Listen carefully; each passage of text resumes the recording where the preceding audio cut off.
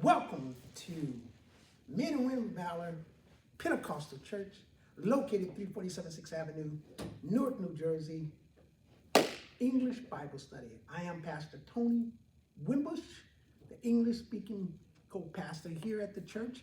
And this is the English-speaking Bible study. If you look at our website, you'll see that we have the Spanish-speaking on Tuesdays, English-speaking on Wednesday night, 8:30 to 9:30. We started a little late today, but we will finish on time at 9:30.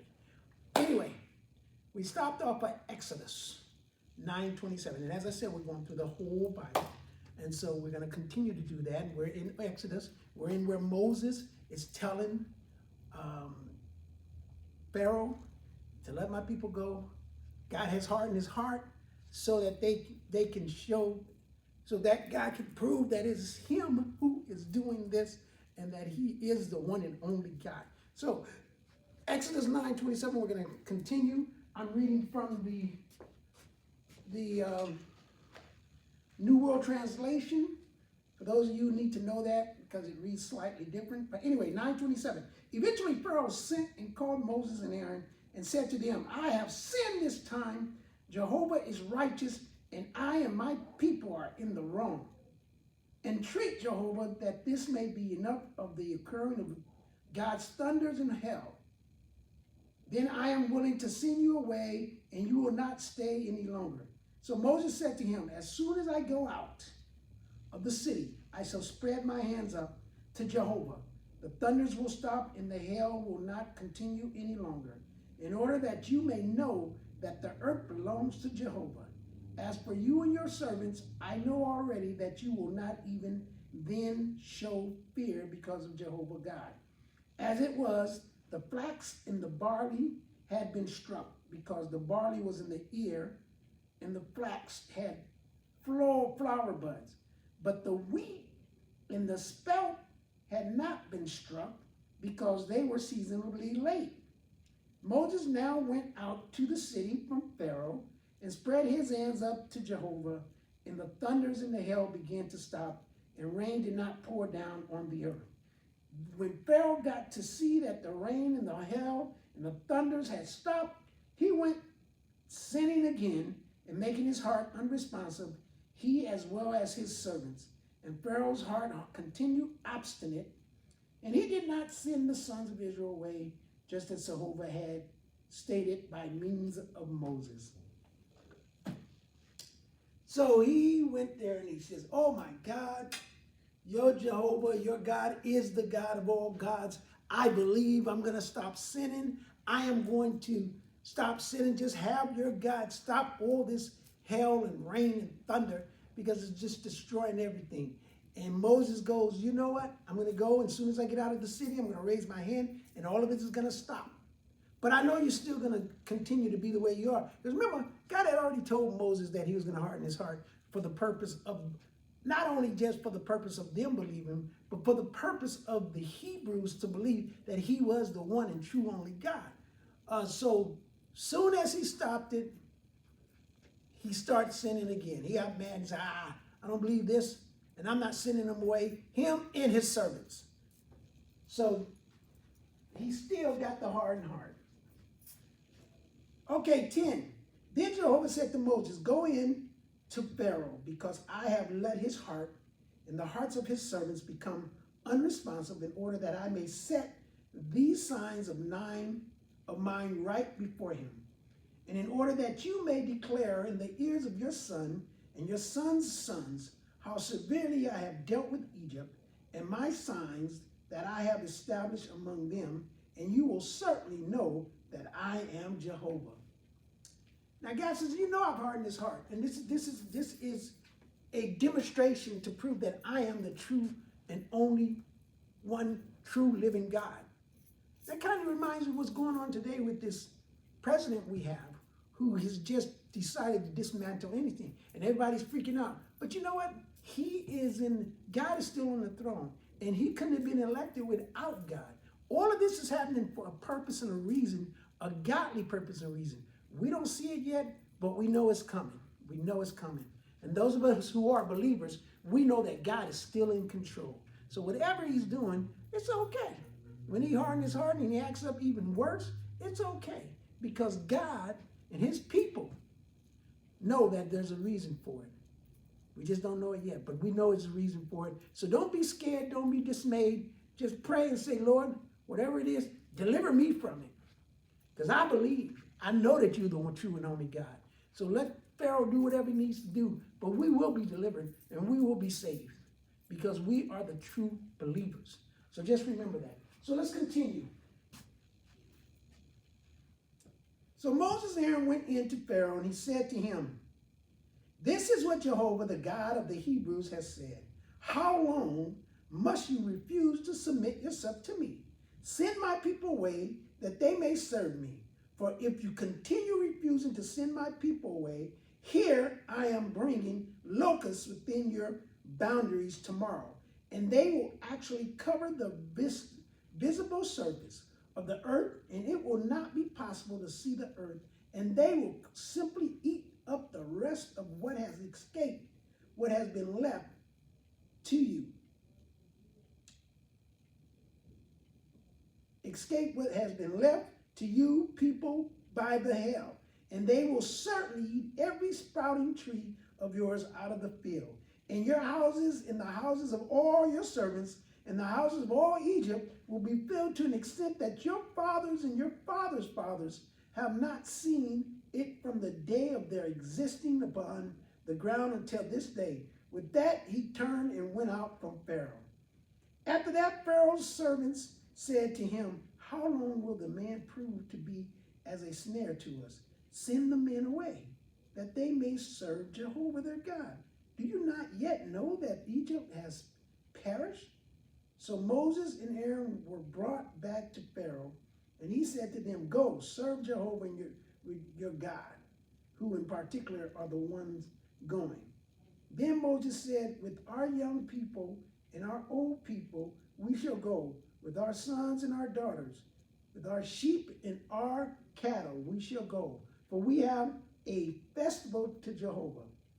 In turn, he said to them, let it prove to be so that Jehovah is with you when I shall send you and your little ones away. See, on the contrary, something evil is in your aim.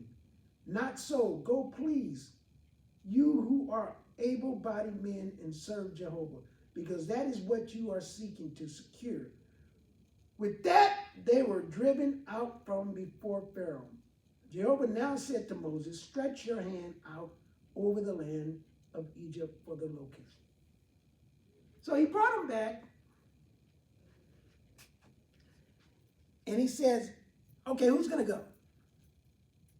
And Moses said, we're going to take everybody, the young and the old. We're going to take our sheep. We're going to take our cattle. We're taking things. We're not going here broken-handed, broken.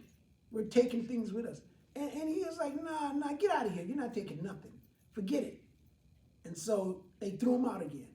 And guess what's going to happen? The locusts.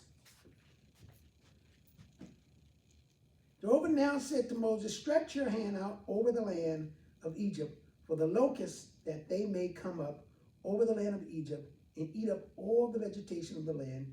Everything that the hail has left remain. At once Moses stretched his rod out over the land of Egypt, and Jehovah caused an east wind to blow upon the land all that day and all night. The morning came, and the east wind carried the locusts. And the locusts began to come up over all the land of Egypt to settle down upon all the territory of Egypt. They were very burdensome.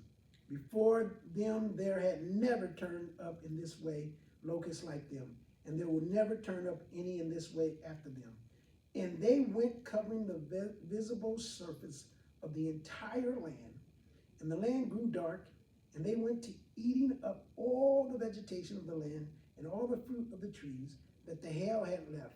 And there was left nothing green on the trees or on the vegetation of the field in all the land of Egypt. So Pharaoh hurriedly called Moses and Aaron and said, I have sinned against Jehovah, your God, and against you.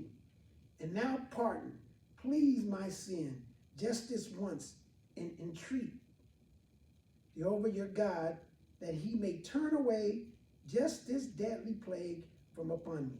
So he went out from Pharaoh and made entreaty to Jehovah. Then Jehovah made a shift to a very stiff west wind, and it carried the locusts the locusts away and drove them into the Red Sea. Not a single locust was let remain in all the territory of Egypt. However, Jehovah left Pharaoh's heart become obstinate, and he did not send the sons of Israel away. So after every one of these plagues, after every one of these things that's happening to Egypt, God hardened Pharaoh's heart. And you know, it's amazing to me because, you know, people will see people get blessed. You'll see people get delivered, you know, or you'll mess with somebody that is in God, and you'll see these things start happening to you, and there's nothing happening to them. Because everywhere, everything that happened to the land of Egypt, it didn't happen where the Hebrews were. You would think that seeing that with your own eyes, you would think, wait a minute, there's something to this, Jehovah. You know, you would think seeing it with your own eyes and nothing ever happened to where they were, you would just let them go, you know. But as the Bible states, God made his heart obstinate, hardened his heart for a purpose and a reason. For a purpose and a reason. And the purpose and the reason wasn't only just for the Egyptians, but it was definitely for the Hebrews. It was for both of them to see and know that he was the one and true only God. And sometimes we see things happen, we see miracles happen, we see God deliver us from stuff, and you know it had to be God, and what we do? We go back to the same thing that he delivered us from. We go back to doing the same thing, the same sin that he took us away from. We go back into the same situation he took us out of. I love that man. I can't help myself. I love that woman. I can't help myself. I got the can't help it. And yet he'll deliver us again and again. I don't want to be delivered over and over until I learn the lesson. Because I might die and be in the interim before I learn that lesson. I don't want to take that chance. I really don't. But anyway, here's Pharaoh, just hard-headed, obstinate, doing what he want to do. Jehovah then said to Moses, stretch your hand out toward the heavens, that darkness may cover or occur over the land of Egypt, and the darkness may be felt. Moses immediately stretched his hand out toward the heavens, and a gloomy darkness began to occur in all the land of Egypt for 3 days, and they did not see one another, and none of them got up from his own place 3 days. But for all the sons of Israel, there proved to be light in their dwellings. You see what I'm saying? After that, Pharaoh called Moses and said, go serve Jehovah. Only your sheep and your cattle will be detained. Your little ones also may go with you. But Moses said, you yourself will also give into our hands sacrifices and burnt offerings, as we must render them to Jehovah our God. And our livestock will also go with us. Not a hoof will be allowed to remain, because it is from them that we shall take some to worship Jehovah our God. And we ourselves do not know what we shall render in worship to Jehovah until our arriving there. At this, Jehovah let Pharaoh's heart become obstinate again, and he did not consent to send them away. So Pharaoh said to him, get out from me. Watch yourself. Do not try to see my face again, because on the day of your seeing my face, you will die. To this Moses said, that is the way you have spoken. I shall try to see your face. Shall not try to see your face anymore. And Jehovah proceeded to say to Moses, one plague more I am going to bring upon Pharaoh in Egypt. After that, he will send you away from here. At the time he sends you away altogether, he will literally drive you out from here. Speak now in the ears of the people, that they should ask every man of his companion and every woman of her companion articles of silver and articles of gold. Accordingly, Jehovah gave the people favor in the eyes of the Egyptians. The man Moses, too, was very great in the land of Egypt, in the eyes of Pharaoh's servants and in the eyes of the people. And Moses went on to say, this is what Jehovah has said. About midnight I'm going out into the midst of Egypt, and every firstborn in the land of Egypt must die, from the firstborn of Pharaoh who is sitting on the throne to the firstborn of the maidservant who is at the handmill, and every firstborn of beast. And there will certainly occur a great outcry in all the land of Egypt, and the like of which has never yet occurred, and the like of which will never be brought about again.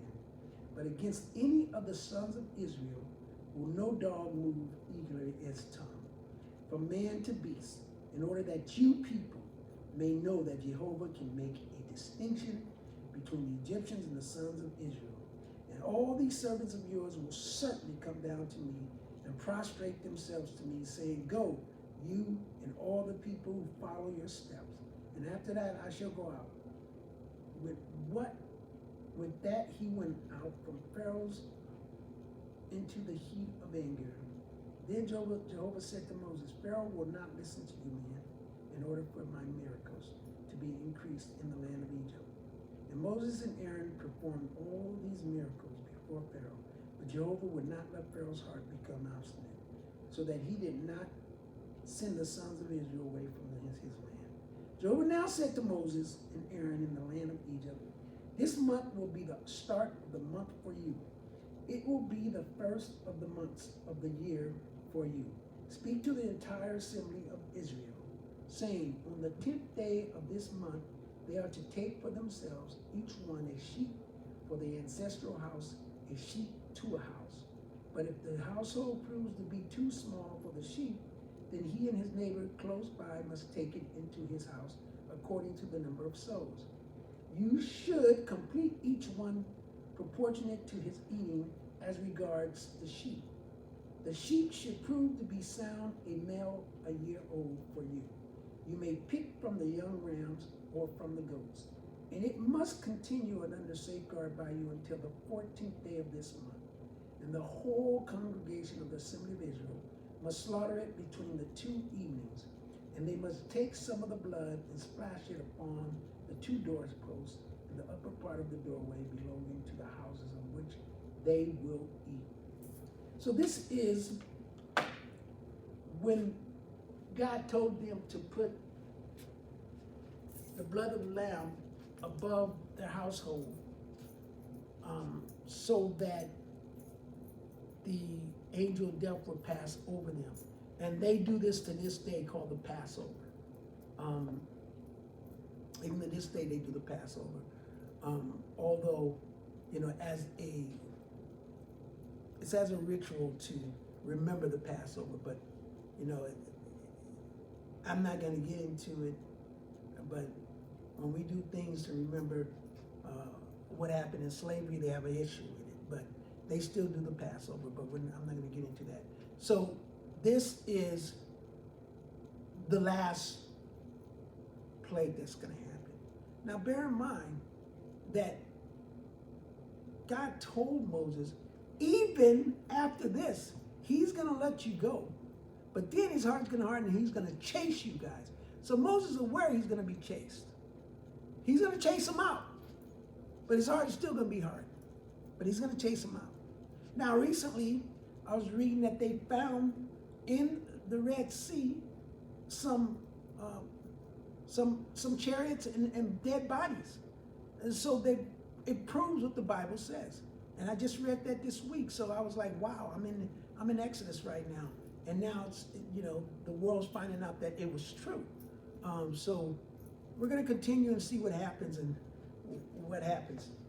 with the Passover. Well, we already know what happens, but I'm going to read it. All right, and they must take some of the blood and splash it upon the 2 doorposts in the upper part of the doorway belonging to the houses in which they will eat it. And they must eat the flesh on this night. They should eat it roasted with fire and with unfermented cakes, along with bitter greens. Do not eat any of it raw or boiled. Cook in water, but roast with fire. its head together with its shanks, its interior parts. And you must not leave any of it over till morning.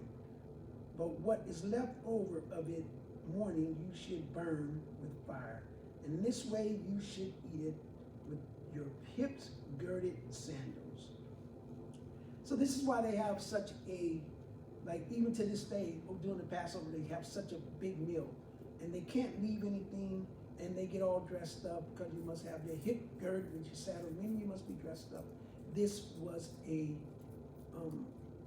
it was a praise and worship basically to God.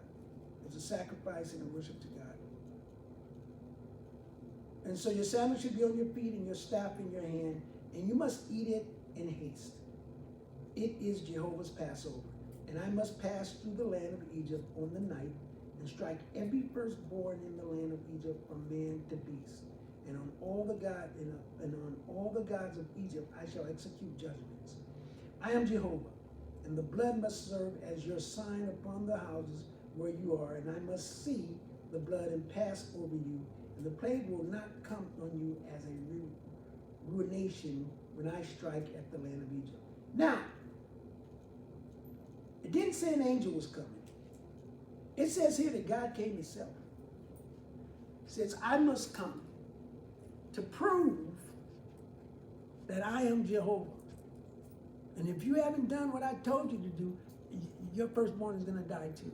But I'm going to come and I'm going to strike them all down. And I'm going to show them that I am Jehovah. I am God, the one and true only God. So this angel thing, where do people get that from? That's how I always received it. It says God came himself. Of course, God can be whoever he wants to be.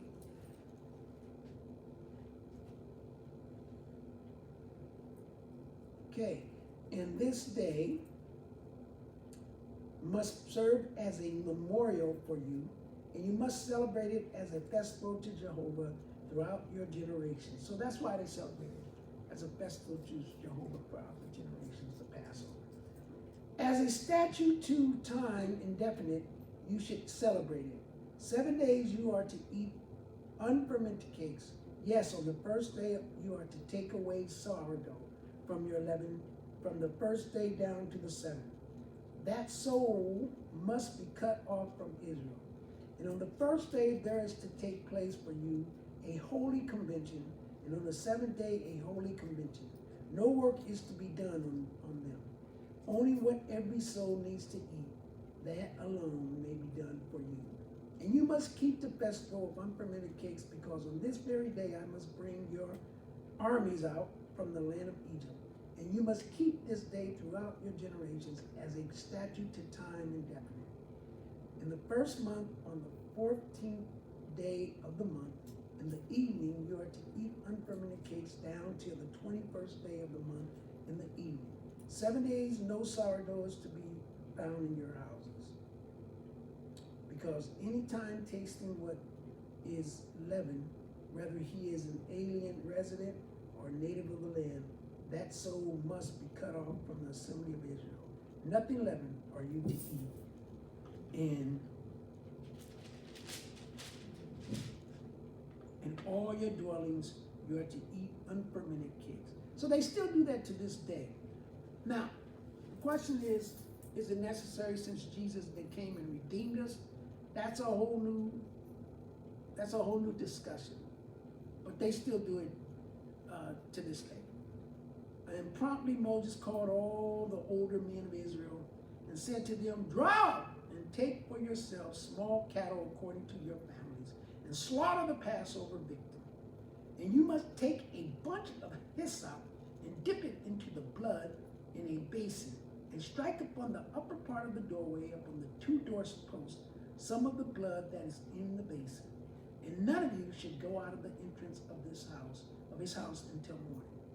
Then when Jehovah does pass through to plague the Egyptians, and does see the blood upon the upper part of the doorway, upon the 2 doorposts, Jehovah will certainly pass over the entrance, and he will not allow the ruination to enter into your houses to plague you. And you must keep this thing as a regulation for you and your sons for time indefinite. And it must occur that when you come into the land that Jehovah will give you, just as he has stated, then you must keep this service. And it must occur that when your sons say to you, what does this service mean to you? Then you must say, it is the sacrifice of the Passover to Jehovah, who passed over the house of the sons of Israel in Egypt when he plagued the Egyptians, but he delivered our houses. Then the people bowed low and prostrated themselves. Subsequently, the sons of Israel went and did just as Jehovah had commanded Moses and Aaron. They did just so. And it came about that at midnight, Jehovah struck every firstborn in the land of Egypt, from the firstborn of Pharaoh's sitting on his throne to the firstborn of the captive who was in the prison hold, and every firstborn of beasts. Then Pharaoh got up at night, he and all his servants, all other Egyptians, and there began arising a great outcry among the Egyptians, because there was not a house where there was not one dead. And once he called Moses and Aaron by night and said, get up, get out from the midst of my people, both you and the other sons of Israel, and go serve Jehovah, just as you have stated. Take both your flocks and your herds, just as you have stated, and go also. You must bless me besides. And the Egyptians began to urge the people in order to send them away quickly out of the land, because they said, we are all as good as dead. Consequently, the people carried their flour dough before it was leavened in their kneading troughs, wrapped in their mantles until their shoulders. And the sons of Israel had, according to the word of Moses, and that they went asking from the Egyptians articles of silver and articles of gold and mantles. And Jehovah gave the people favor in the eyes of the Egyptians, so that these granted them what was theirs, and they stripped the Egyptians. Now, this is one of the things that I constantly see, that God has constantly blessed his people and made them rich. So they never left empty-handed. And and that's what I mean. That's what I think the Bible means by the wealth of the wicked is laid up for the righteous. Because they went and said, we want gold and silver and other things to take with us, because we're not going to go into this promised land broke. And they had favor with the people they worked with, the Egyptians, who supposedly hated them and they were enslaved to. And they gave them all the gold and silver, so much so that they stripped the Egyptians of all their gold and silver. And then they left. God is not going to leave you broken, despondent. So whatever situation you come out of, if you're faithful to God, God is going to be faithful to you. He is going to bring you out on top. On top. You're going to get that respect that you think you didn't get, and they're going to give it to you even though they don't want to give it to you. You'll get that job that they think you don't deserve, and they're going to give it to you even though they don't want to give it to you. Money will pop up that you need, and it'll come from a situation that you didn't even know you had. Because God is not going to leave you despondent and broke. He's going to make you leave, and he's going to take you to your promised land with his favor, and you're going to go rich. You're going to go enriched with not just his knowledge, but you're going to go enriched with other things. Things of this earth that really aren't important, but you got to have it to survive. That's why the Bible says, seek ye first the kingdom of heaven, the kingdom of God. Seek ye first God. You put God first, everything else will be added unto you. It'll come just like that. Every situation we have been talking about, from Jacob was sold, Job, and we haven't got to Job yet. From Abraham, when he left, God said, leave. Leave your family, those people that are idol worshipers. I'm going to make you father of a nation of folks.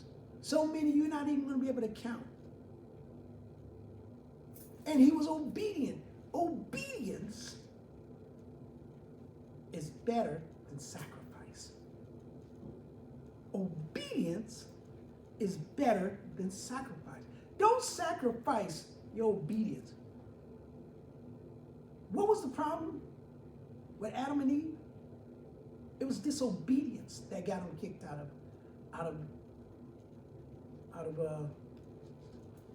they got him kicked out of the beautiful area.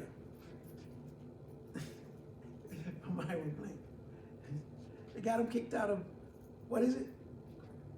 Huh? The Garden of Eden. My daughter's over here helping me out here. It was their disobedience. So it's your disobedience to God that gets you in trouble. Abraham leaves. He goes to the land, he's going to the land that was promised, and he runs into the trouble because he goes around and he ends up in somewhere where he's telling people, oh, this isn't my wife. Because he's afraid his wife is so beautiful, he's afraid that if they find out that's his wife, they're going to kill him and take his wife. So he says it's his sister. He lies. Then when the Pharaoh finds out that, oh, this is your sister, what are you trying to get me in trouble? Take her.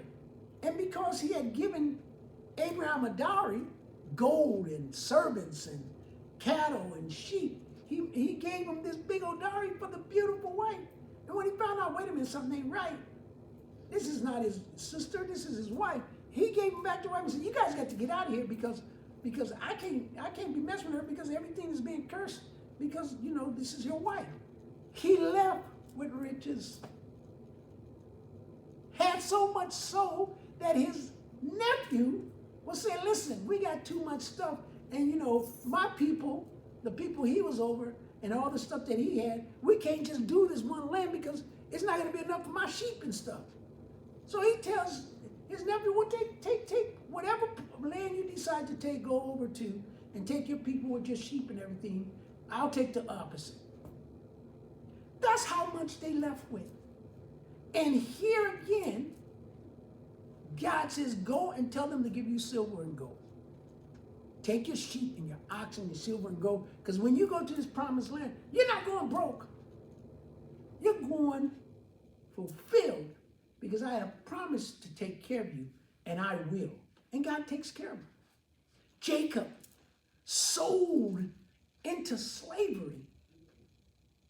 And what he ends up in? Pharaoh's right-hand man. Man, in fact, he was so tight with Pharaoh that he had as much power as Pharaoh.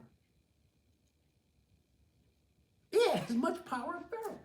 So what they meant for his bad ended up for his good. See, when you believe in God and you're connected with God, whatever people mean for your bad will end up for your good. And they'll be like, oh man, I didn't even know I shouldn't have done it. Now I pushed him to even greater greatness. I pushed him to even better. His life is even better now. And I tried to destroy this person. But you have to be connected, and you have to believe, and you have to know that you know that you know that you know. You can't be faltering, although we tend to falter. I know it. We tend to falter. I've faltered in my life several times, and probably will falter again. Because we get weak. We get scared. Our humanness takes over, and we forget, and we're dealing with such pain that all we can see and feel is the pain. We can't see beyond the pain or the situation we're going through. But we have to teach ourselves. Just read the Bible, and everything is always, they left with, you know, they were taken care of. The Bible says to consider the lily of the field, the birds of the sky. If I take care of them, I'm going to take care of you. So now we're at the point where they're going to leave because the firstborn of every person died in Egypt, plus of the cattle. The firstborn of every cattle and sheep and horse, they died too. God just, you know what, let me show you. Boom, boom, boom. And then they all freaked out as you get rid of them. So even the Egyptian people, you got to let them go. This is too much. And so Pharaoh's letting them go. And we know what's going to happen. He's going to chase them. But he's letting them go. But before they go to the people that they are enslaved with or working for and say, listen, Can you give us some silver and gold? And they had found favor with these people, with the Hebrews. So they gave it to them. So, okay, here, take it. Just get out of here. Get out of here. You guys got is too much. Get out of here. Just take whatever you want, but get out of here. And they stripped them, took everything. Well, they took a lot. Because God never leaves you broken, despondent. When he brings you out of a situation, you're better than you've ever been. You might even look better, feel better, have more power and confidence in God, not yourself. Let's not get egotistical. Let our ego get out of control. That could easily happen to man. But your faith in God cannot be shaken, and nobody can shake it. So, they leave with silver and gold. And the sons of Israel proceeded to depart from Ramses for Succoth to the number of 600,000 able-bodied men on foot, besides little ones. And a vast mixed company also went up with them, as well as flocks and herds, a very numerous stock of animals, and they began to bake the flour dough that they had brought out from Egypt into round cakes, unfermented cakes, because it had not leavened, for they had been driven out of Egypt and had not been able to linger, and they had not prepared any provisions for themselves. And the dwelling of the sons of Israel, they said they began to take, it was vast mixed company also went with them, 600,000 able-bodied men. And they said, and little ones.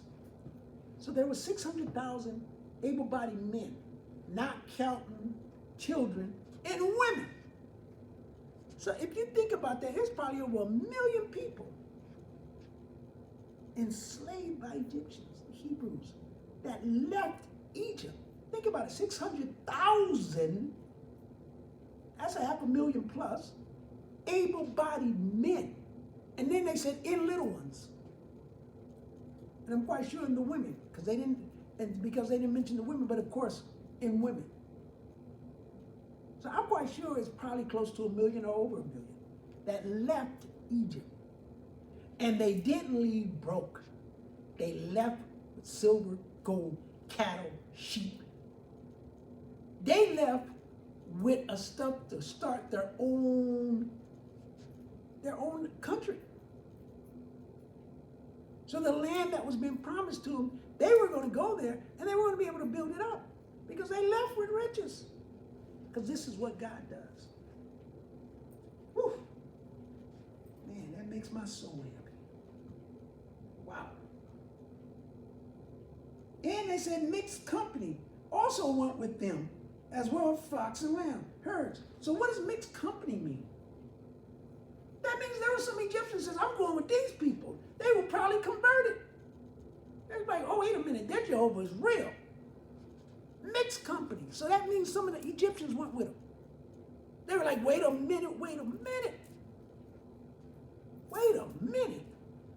This Jehovah thing is real. They were converted. I'm going with the Hebrews. Because that God that they talking about, that's a real God. I don't know about all these pagan gods that the Egyptians believe in, but this God is real. I'm out. I'm going with them. Wow. Think about it. That's mind-boggling. Why isn't this ever mentioned? Why isn't this ever mentioned? And the dwelling of the sons of Israel who had dwelt in Egypt was 430 years. Wow. So they were enslaved by the Egyptians for 430 years. Woo! Does that remind you of somebody who's been enslaved in a country for 400 plus years, and yet they still have systemic racism, systemic slavery? Does that remind you of some people? I'm not going to get into that. And it even came about on this very day that all the armies of Jehovah went out of the land of Egypt. And it is a night for observance with regard to Jehovah, for bringing them out of the land of Egypt with regard to Jehovah. This night is one for observance on the part of all the sons of Israel throughout their generations. And Jehovah went on to say to Moses and Aaron, this is the statute of the Passover. No foreigner may eat of it. But where there is any slave man purchased with money, you must circumcise him. Then first he may share in eating it. A settler and a hired laborer may not eat of it. In one house it is to be eaten.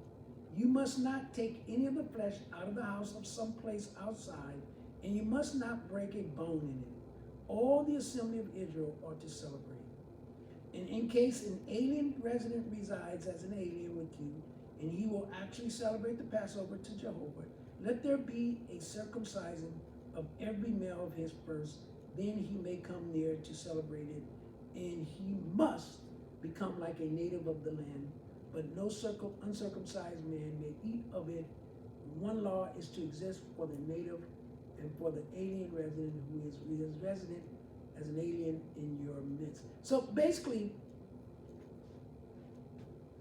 what he's saying is they must convert to Judaism. Some people get caught up in the whole circumcision thing. And when God, the Bible talks about circumcision, he's talking about the circumcising of the heart. You don't literally have to be circumcised, but you do have to convert. And that's what he was saying. Now, as far as that slave and the laborer,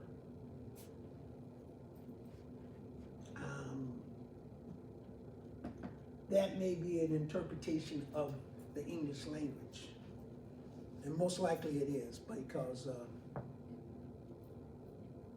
they were already freed from slavery. But I guess just like in regular slavery, some slaves had slaves. But we have to get deeply into the esoterical and the metaphysical part of what that really means, and study the words and what they meant at that time. Because this is English version, so I don't want people to get freaked out. Slavery? What? They got some slaves? It's all methodical and esoterical. And so you have to dig deep and find out what the words mean, and don't just take that face value. And Jehovah spoke further to Moses, saying, sanctify to me every male firstborn that opens each womb among the sons of Israel, among men and beasts. It is mine. And Moses went on to say to the people, let there be a remembering of this day on which you went out of Egypt, from the house of slaves, because by strength of hand Jehovah brought you out from here. So nothing leavened may be eaten. Today you are going out in the mouth of Abib. And it must occur that when Jehovah will have brought you into the land of the Canaanites, and the Hittites, and the Amorites, and the Hivites, and the Jebusites, which he swore to your forefathers to give you, a land flowing with milk and honey, then you must render this service in this month. 7 days you are to eat unfermented cakes, and on the seventh day is a festival to Jehovah. Unfermented cakes are to be eaten for 7 days, and nothing leavened is to be seen with you. And no sourdough is to be seen with you within all your boundaries. And you must tell your son on the day, saying, it is because of that which Jehovah has done to me when I came out of Egypt. And it must serve for you as a sign upon your hand, and as a memorial between your eyes, in order that Jehovah's law may prove to be in your mouth. Because by a strong hand Jehovah brought you out of Egypt, and you must keep this statute at its appointed time from year to year. And it must occur that when Jehovah brings you into the land of the Canaanites, just as he has sworn to you and to your forefathers, and when he does give it to you, then you must devote everyone that opens the womb of Jehovah, and every firstling, the young of a beast, which will come to be yours, The males belong to Jehovah, and every firstling ass you are to redeem with its sheep. And if you will not redeem it, then you must break its neck, and every firstborn of man among your sons you are to redeem. And it must occur that in case your son should inquire of you later on, saying, what did this mean?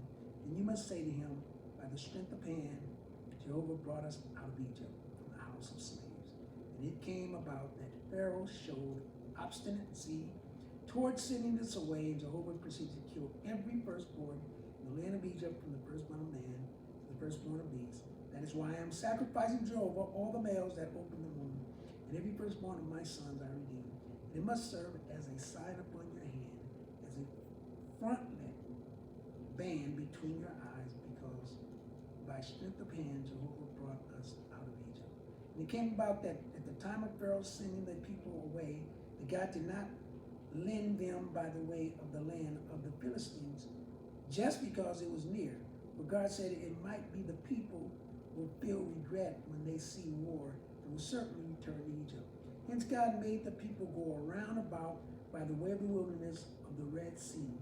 But it was in battle formation that the sons of Israel went up out of the land of Egypt. And Moses was taking Joseph's bones with him, because he had made the sons of Israel solemnly swear, saying, God will without fail turn his attention to you, and you must take my bones up out of here and you. And they proceeded to depart from Succoth to encamp in Etham at the edge of the wilderness. Now, you guys remember, Joseph's bones were left in Egypt, where he didn't want them to be. He told his brothers that when he died, he wanted them to take his bones back to his land, to the land that God had promised him. But his brothers left him in Egypt. You see how the story goes back? Moses didn't forget Joseph's bones. He went and got Joseph's bones to bring Joseph's bones to the promised land. And remember, we started, remember that happened. And his brothers left him in there. And Joseph said, and Moses went and got the bones. So a promise fulfilled. Beautiful. Listen, we're at the end right now. We're going to get to the part where they go to the Red Sea, but we haven't got there yet. So we're going to stop right now. And we are going to stop at,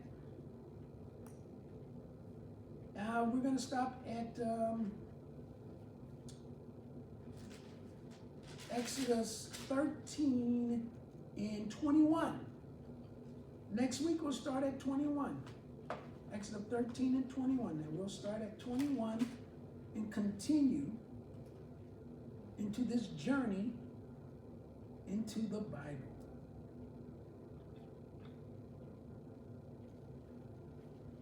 God bless you. And remember, this is Men and Women of Valor Pentecostal Church, located 347 6th Avenue, Newark, New Jersey. I am Pastor Tony, the English-speaking pastor, and I want you to be blessed. I hope you had a blessed Thanksgiving, and you have a blessed New Year, a blessed Christmas. You have a blessed New Year that's coming up, blessed Christmas again. I said it twice. But God bless you. If you want to donate, you got our WebEx website. Tells you how you can donate to the church. All our money is given to the church. Me and the pastor work. We do not take salaries. We work, and everything goes to the church and to the community. God bless you. See you next week.